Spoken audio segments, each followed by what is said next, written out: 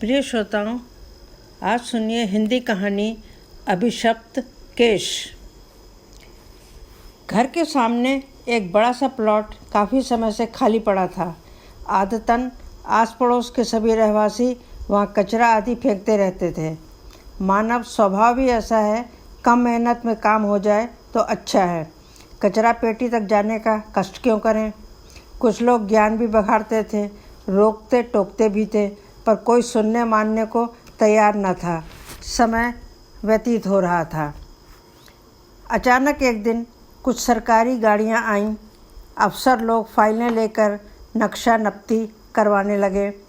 अंत में यह पता चला कि कूड़ा घर बन चुका प्लॉट सरकारी है। वहाँ पर बहुमंजिला होम्योपैथिक दवाखाना बनेगा। मन को बहुत सुकून मिला। कचरा घर से तो मुक्ति मिलेगी।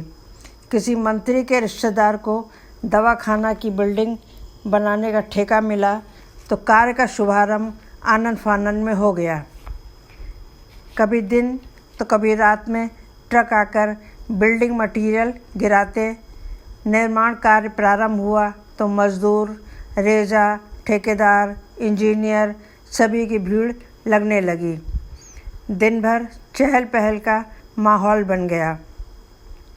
हम लोग भी उत्सुकतावश अवलोकन करने लगे।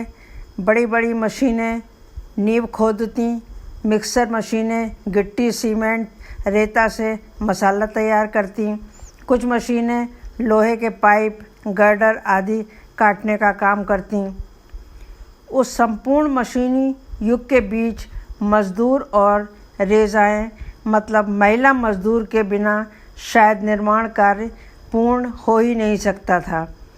कैसे रेजाएं सर पर एक गमछे को रोल करके रखती, उस पर गारा या ईंट से भरा तसला रखकर इधर से उधर ढोकर पहुंचाती। मेरी वयस्क बेटी हमेशा कहती, माँ, इन रेजाओं की मजबूरी होती होगी, तभी सर पर इतना बोझ ढो रही हैं। तभी अचानक बेटी की नज़र एक महिला मजदूर रेजा पर पड़ी, जिसका तसला गिर गया था। कपड़े का रोल भी गिरा और उसके बाल खुलकर बिखर गए। बिटिया चिल्लाई, मम्मी देखो देखो, उस रेजा के बाल, घने काले लंबे बाल रेजा की कमर से नीचे तक लटक रहे थे। बाल देखकर मैं भी हतप्रभ थी। मम्मी, हम लोग मेहंदी, शिकाकाई, आंवला, शैम्पू न जाने क्या क्या इस्तेमाल करते हैं, कोई फ़ायदा ही नहीं होता। बाल लंबे घने होने का नाम ही नहीं लेते। शायद वो रेजा कुछ थक गई थी। हमारा घर सामने होने के कारण आ गई। मेम साहब, पीने को पानी मिलेगा क्या? मेरी बिटिया दौड़कर पानी की बोतल ले आई। नाम क्या है तुम्हारा? जी, कमली है। उसकी उम्र लगभग 40 के आसपास लग रही थी। हम दोनों तो कमली के बालों को ही निहारे जा रहे थे। शायद वो समझ गई थी। बालों को लपेटकर बांधते बांधते बोली, मेम साहब, बालों में खाली सरसों का तेल डालू हूँ। मुश्किल से बचे है तेल, सब्जी भाजी को भी पूरा ना पड़े है। हाँ हाँ ठीक है, कभी पानी की ज़रूरत हो तो मांग लेना। फिर यह तो प्रतिदिन की दिनचर्या हो गई। वो अक्सर आकर पानी मांगती।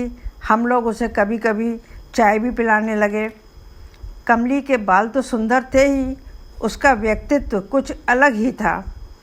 सास ससुर, 4 बच्चे और पति, पूरे परिवार को मेहनत मजदूरी करके पाल रही थी। मेम साहब, गांव में कोई स्कूल न था तो लिख पढ़ ना पाई। मजूरी तो करनी ही पड़ेगी।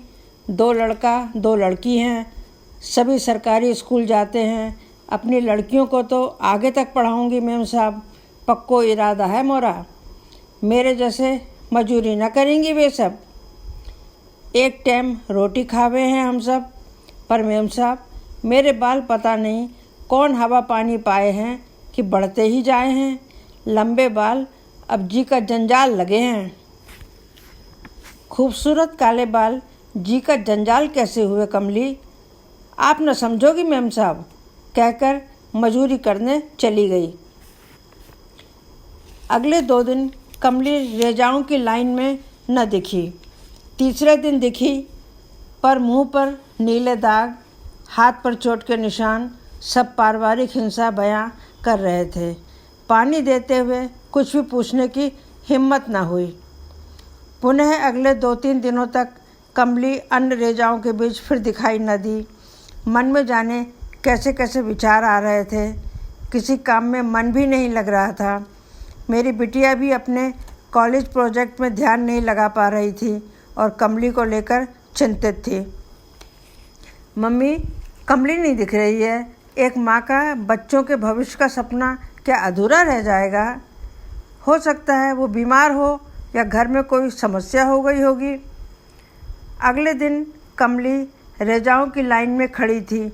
मन को कुछ तसल्ली हुई, लेकिन आज उसने सर पर एक स्कार्फ सा बांधा हुआ था। दूर से उसने मुझे देखा, न हाथ हिलाया न मुस्कराई। तसला सर पर रखकर काम करती रही। लंच टाइम में बाहर कमली की आवाज़ आई, मेम साहब पानी। बिटिया और मैं बॉटल लेकर दौड़े। कमली, 3-4 दिन से काम पर क्यों नहीं आ रही थी? क्या हो गया है? सर पर ये कपड़ा स्कार्फ क्यों बांधा है? चेहरे और हाथों पर ये चोट के निशान कहीं गिर गई थी क्या?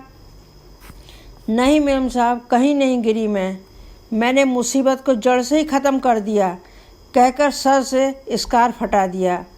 मेरे लंबे काले बालों को पकड़कर मेरा आदमी मुझे घसीट घसीट कर मारता था। मैं बचने की कोशिश करती, पर लंबे बाल उसकी पकड़ में आ जाते थे। दारू पीकर वो इंसान नहीं हैवान हो जाता था। जी के जंजाल को जड़ से ही कटवा दिया। मुझे कमली द्वारा पूर्व में कहा गया वाक्य जी का जंजाल का वास्तविक अर्थ समझ में आ रहा था। कमली का गंजा सर देखकर बिटिया की तो चीख ही निकल गई। पर तू मजदूरी करने क्यों आई? आदमी को बोल मजदूरी करे। मेम साहब, मुझे अपने बच्चे और परिवार भी तो पालना है, अपनी बेटियों को आत्मनिर्भर भी तो बनाना है। वाह रे माँ की ममता और त्याग। लंबे काले बाल कटवाकर कमली ने कुछ हद तक घरेलू हिंसा समाप्त कर दी थी। धन्यवाद।